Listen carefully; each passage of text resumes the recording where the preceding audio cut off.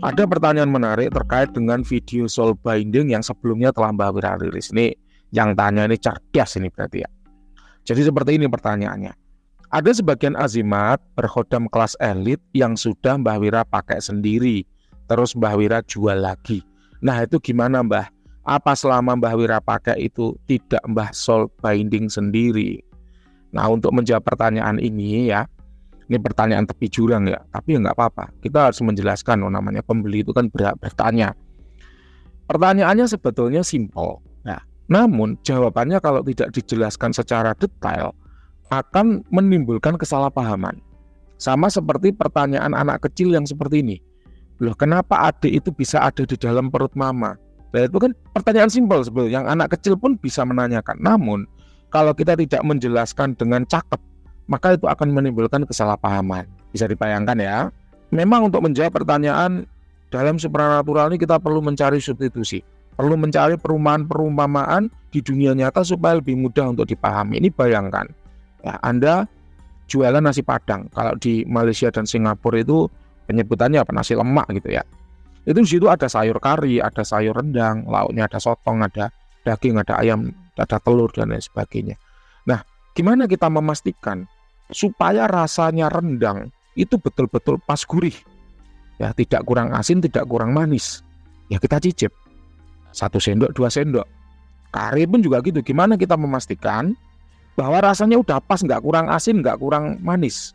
Ya kita cicip 1 sendok 2 sendok. Lantas apakah kalau kita sudah mencicip si kari 1 sendok 2 sendok itu lantas kita sebut dengan kita jualan makanan sisa? Kan tentu tidak. Karena apa? Karena kita nyoba cuma sekali 2 kali. Nah kalau kita coba terus-terusan sampai 1 kuali ya namanya makanan sisa. Tapi kalau cuma sekali 2 kali untuk memastikan rasanya pas, balance, sudah tepat sesuai dengan yang seharusnya, ya maka it's okay, nggak masalah, dan semua orang pun juga melakukannya. Contoh lain misalnya apabila kita beli handphone baru, tentu setelah segelnya dibuka kan pasti akan dicoba chargernya betul-betul bisa mengisi daya apa tidak, kameranya betul bisa menyala depan belakang atau tidak, lalu dipakai muter audio, soundnya betul bisa menghasilkan suara atau tidak, kemudian dipasangi lagi headset, betul nggak headsetnya itu bisa kedengaran suaranya atau tidak. Nah apakah kemudian HP yang sudah dicoba seperti itu lantas kita sebut sebagai HP bekas? Kan tentu tidak. Ya tetap kita sebut dengan HP baru meskipun udah dicoba sekali 2 kali untuk memastikan semua fungsi, ya, dari handphone itu berjalan dengan baik. Ya kalau nyobanya setahun 2 tahun ya pasti kita sebut dengan barang bekas. Namun kalau cobanya hanya untuk memastikan bahwa semuanya berfungsi dengan benar, ya kita tetap menyebutnya dengan HP baru.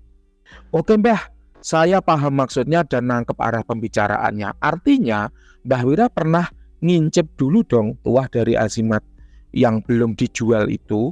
Jawabannya betul Pak. Karena sebagai quality control, dari mana saya bisa cerita? Misalnya kalau dalam iklan ya di komunitas atau di sosial media lainnya ada catatan khusus di situ bahwa tuah dari azimat ini sudah dites drive dan terbukti jalan. Dari mana saya bisa menuliskan seperti itu kalau Mbah Wira belum pernah mencicip sedikit, entah sekali atau 2 kali, tuah dari azimat yang akan Anda beli?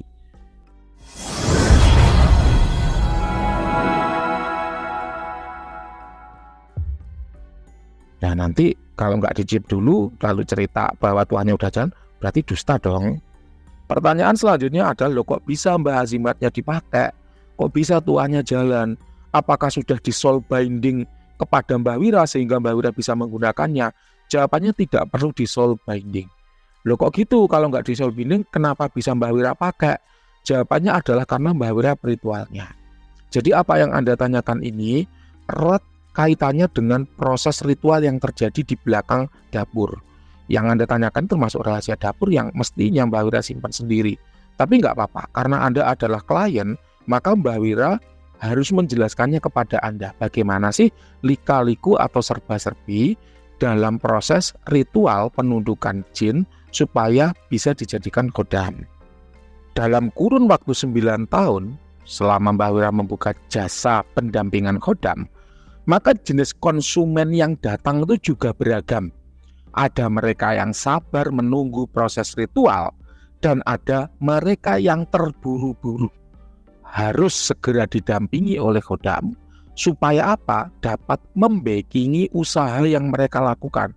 Entah proteksi usaha karena udah terlalu lama diserang oleh kompetitor, entah penglaris dagangan karena buru-buru ingin punya uang karena sudah lama nggak laku-laku, entah kejayaan karir karena mereka kalah dalam bersaing sementara waktu ya pemilihan pimpinan terus semakin dekat sehingga mereka butuh segera dan mereka tidak mau menunggu proses ritual yang lama.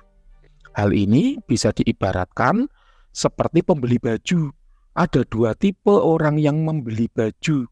Yang pertama adalah mereka yang datang ke tailor. Mereka sabar untuk menunggu bajunya itu dijahit. Dan yang kedua ada mereka yang datang ke toko baju. Mereka nggak mau nunggu lama-lama bajunya dijahit. Maunya ya udah yang terpampang di display, itu yang ditunjuk, itu yang dibeli, syukur-syukur keluar dari toko langsung bisa dipakai. Itulah yang dimaksud dengan tuah kencang sejak hari pertama dimiliki. Ya karena udah ada displaynya. Makanya begitu dibayar, khodam langsung bisa dikirim, langsung bisa dipanggil, langsung bisa diakses, langsung bisa dinikmati tuahnya. Kemudian muncullah testimoni tuah kencang sejak pertama dimiliki. Karena bajunya udah ready, nggak dijahit dulu. Uniknya, proses ritual yang betul itu adalah yang model pertama. Jadi bajunya belum ada, Pak. Anda datang ke tailor, diukurlah badan Anda di sana, kemudian baru dijahit bajunya. Itu nanti pas, Pak, dengan badan Anda. Sama halnya dengan cerita Ken Arok. Ketika Ken Arok itu pesan keris ke Empu Gandring, apa kerisnya sudah ada? Kan juga belum. Baru setelah Ken Arok itu nyampe di rumahnya Empu Gandring kan ditanya, namamu siapa? Kisana. Ken Arok. Rumahmu di mana? Kediri. Kamu ada perlu apa? Pengen pesan keris. Keris untuk apa? Untuk meraih kejayaan karir. Karena dia pengen jadi raja. Kemudian pengen memperistri Ken Dedes. Baru itu sama Empu Gandring ditempa, dibuatkan kerisnya, diritualkan sesuai dengan ukurannya Ken Arok. Tapi kan konsumen sekarang itu udah tercermin, Pak, pada diri Ken Arok itu apa? Nggak sabar menunggu proses ritualnya selesai. Sehingga akhirnya Empu Gandringnya ditusuk, Pak, pakai kerisnya untuk ngetes tuahnya jalan apa enggak. Dan ini betul loh, Mbak Wira bisa tunjukkan dalam screenshot berikut ini.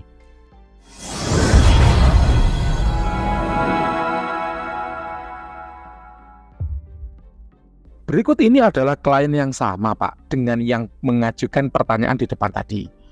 Beliau bertanya, lalu Mbak Wira menjawab dengan mengajukan pertanyaan balik yang seperti ini bunyinya. Menurut Anda, Pak, pembeli itu lebih suka yang mana? 1. Beli khodam yang belum ada khodamnya. Karena belum ada khodamnya, maka belum ada sketsanya. Atau yang kedua, beli khodam, khodamnya sudah ada, udah selesai di ritual, udah selesai di sketsa, dan udah dipajang di katalog. Jawaban ini loh yang membuat Mbak Wira itu takut. Maksudnya beli khodam yang belum ada khodamnya itu gimana, Mbah? Sama seperti Anda beli baju tapi bajunya belum ada. Anda pergi ke tailor, diukur badan Anda, baru dijahit baju Anda. Ken Arok beli keris, kerisnya belum ada, baru ditanya di situ data diri Ken Arok, baru ditempa atau diritual kerisnya. Itulah beli khodam yang belum ada khodamnya. Ya tentu kalau saya ya pilih beli khodam yang udah jelas ada khodamnya, Mbah. Jelas-jelas khodamnya, jelas sketsanya, jelas wujudnya, jelas ukurannya, dan juga jelas tuahnya. Lah ini, Pak. Lah kalau jelas tuahnya ini, kalau kita nggak ngincip dulu sesendok 2 sendok, gimana kita bisa memastikan, Pak, kalau tuahnya betul-betul berjalan sesuai dengan pemesan? Nah kalau nggak diicip kan, terus kita ngomong ini tuahnya betul jalan, ini berarti kita dusta, Pak. Kita bohong. Itulah kenapa perlu dicicip dulu di depan tadi. Ya, itulah kelebihan dari si pembuat azimat. Dia bisa nyicip walaupun tanpa soul binding. Loh kok bisa? Nah, ini kita lanjut. Jadi perubahan pada pola perilaku konsumen inilah yang membuat kita harus pintar-pintar dalam menyikapinya secara bijaksana. Agar tata cara ritual yang sesuai pakem ini betul-betul bisa kita tunaikan. Sementara di sisi lain, demand atau kebutuhan konsumen akan azimat yang berkualitas, jelas dan tuahnya cepat terasa itu juga bisa kita cukupi atau kita penuhi. Makanya alih-alih menjadi penjual dengan model tailor, Mbah Wira lebih suka menjadi penjual dengan model toko. Jadi bajunya udah selesai dijahit, artinya azimatnya udah selesai di ritual. Kemudian bajunya udah selesai dicek di quality control, nggak ada yang sobek, nggak ada benang yang kusut. Artinya apa? Azimatnya itu udah selesai disketsakan ke praktisi yang independen, sehingga muncul tuh sketsanya, muncul usianya, levelnya, tuahnya dan sebagainya. Walaupun itu pilihan ya, opsional, karena ada juga praktisi yang lebih memilih menjadi tipe tailor. Nggak apa-apa, itu adalah pilihan mereka.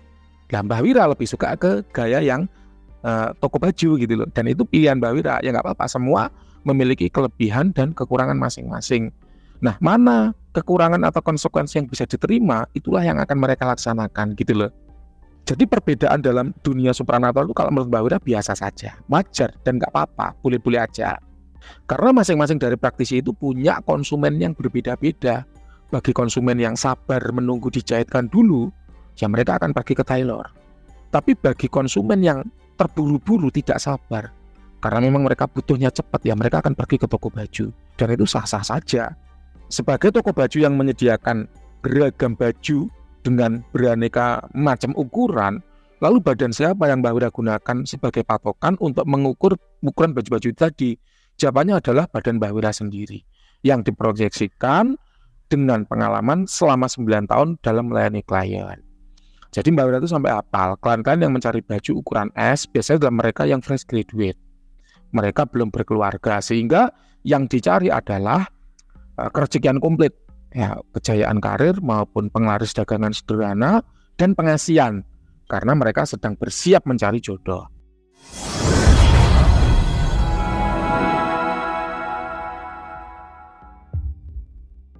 Kalau untuk ukuran M, biasanya mereka udah punya pacar, misalnya punya jabatan, jabatannya udah mulai ada junior, sehingga mereka butuh asian dan kewibawaan. Kemudian kalau udah XL, biasanya dimiliki oleh pejabat tinggi ataupun pengusaha yang udah mateng. Ini mulai nih, ya muncul tuh aneh-aneh seperti sihir pikiran, pahit lidah, kirim mimpi, kontrol mimpi, termasuk aktivasi kemampuan supranatural. Karena tuh ayen yang dihadapi udah mulai beragam, ibarat pejabat, rekan-rekan pejabat yang dihadapi juga udah mulai punya pegangan, maka muncullah tuah proteksi, tolak sihir gitu Bapak Ibu ya. Jadi produk ya itu menggambarkan kualitas pembuatnya. Kalau produknya mencapai usia 112 tahun ya berarti pembuatnya ya betul-betul XL, karena yang dipakai untuk ukuran adalah badan si pembuatnya. Sehingga bagaimana kualitas produknya itu mencerminkan kualitas pembuatnya. Karena badan yang digunakan sebagai ukuran adalah badan Mbah Wira sendiri, maka Mbah Wira dapat privilege, yaitu apa? Bisa mencoba sekali dua kali tanpa harus soul bonding. Karena kan yang dipakai ukuran adalah badannya Mbah Wira sendiri. Dan peluang itu Mbah Wira gunakan sebagai quality control, test drive, memastikan apakah benar-benar azimat yang Mbah Wira hasilkan itu tuahnya kerasa sebagaimana yang diharapkan. Dari sini kira-kira jelas ya, bagaimana proses ritual azimat yang begitu panjang itu memang tidak pernah, dan Mbah Wira tidak merasa perlu ya mengungkap ke permukaan. Pembeli cukup tahu bahwa azimat yang dibeli ia ampuh, ia manjur, dan ia membawa perubahan positif bagi dirinya, bagi keluarganya. Demikian pertanyaan sederhana namun jawabannya kompleks. Apabila ada pertanyaan yang belum terjawab, jangan sungkan ketik aja di kolom komentar. Nanti akan Mbah Wira jelaskan dan uraikan sampai Anda puas. Terima kasih, semoga bermanfaat. Ada kurang lebihnya mohon maaf. Assalamualaikum warahmatullahi wabarakatuh.